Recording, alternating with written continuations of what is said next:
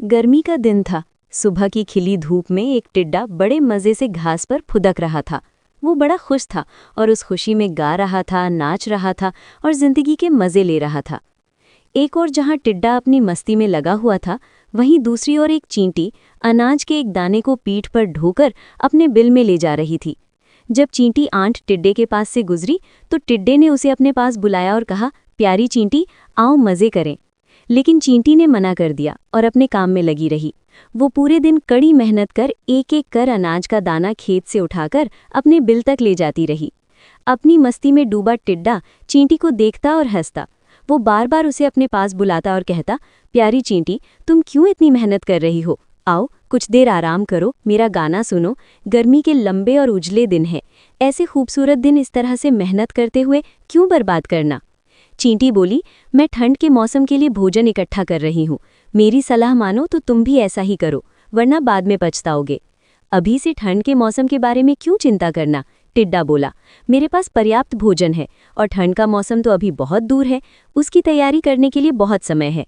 अभी का समय तो मैं आराम से सोते हुए और मज़े करते हुए बिताना चाहता हूँ। मेरी मानो तो मेहनत छोड़ो और मज़े करो।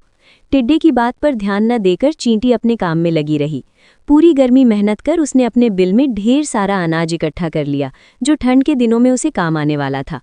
उधर टिड्डा ठंड के मौसम की तैयारी के स्थान पर पूरे दिन नाचता गाता रहा। अपनी मस्ती में उसे होश ही नहीं रहा कि गर्मी के दिन बहुत लंबे समय तक नहीं रहने वाले हैं। जल्द ही ठंड के दिन और फिर बरसात के दिन आ जाएंगे, जो उस जैसे जीवों के लिए मुश्किल भरे दिन होंगे। धीरे धीरे गर्मी चली गई और वसंत का मौसम आ गया। फिर वसंत का मौसम ठंड में तब्दील हो गया। अब तो सूरज बमुश्किल आसमान में नजर आता। दिन छोटे हो गए और रातें बड़ी हो गई थीं। कड़कड़ाती ठंड पड़ने लगी थी और बर्फबारी होने लगी थी। अब टिड्डे को महसूस हुआ कि चींटी सही कह रही थी। उसे भी इस मौसम के लिए पहले से तैयारी करनी चाहिए थी, लेकिन वो तो पूरी गर्मी नाचता गाता और मज़े करता रहा। अब ना उसे गाना गाने का मन कर रहा था, ना ही नाचने का। उसका भोजन खत्म हो चुका था। वो ठंड और भूख से तड़प रहा था। उसने सोचा नहीं था कि ठंड इतनी बुरी भी हो सकती है। उसके पास भोजन नहीं था, बर्फ से बचने का इंतजाम नहीं था। उसे लगने लगा कि जिस गर्मी के मौसम में उसने इतने मज़े किए हैं, शायद अब अगली बार उस मौसम को देखने के लिए वो जिंदा ही ना बचे। एक दिन भूख से तड़पते हुए बर्फीले मौसम में उसकी नज़र चींटी पर पड़ी, जो अपने बिल में मज़े से आराम कर रही थी। उसके पास पर्याप्त भोजन था और ठंड से बचने के लिए आसरा। टिड्डा पछताने लगा और रोने लगा। उसे समय बर्बाद करने का फल मिल चुका था। सीख: समय का सदुपयोग करें, अन्यथा समय हाथ से निकल जाने पर पछतावे के सिवाय कुछ हाथ नहीं आता।